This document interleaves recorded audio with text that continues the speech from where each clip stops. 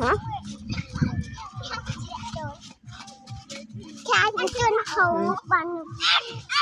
lại cầm cây thịt thang lên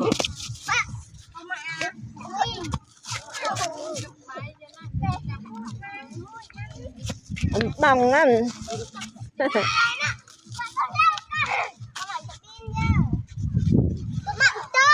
thuộc bồi anh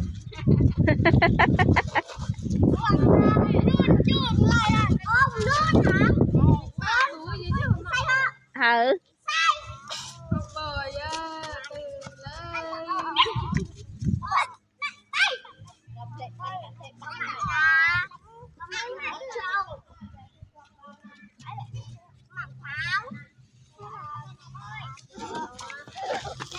còn quay bữa hai vậy dễ là hưu người lớn ở trong nành kìa.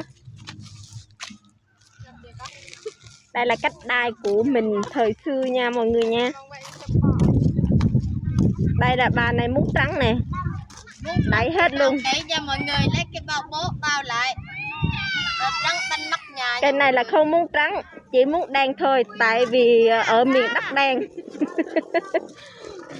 Bà nói.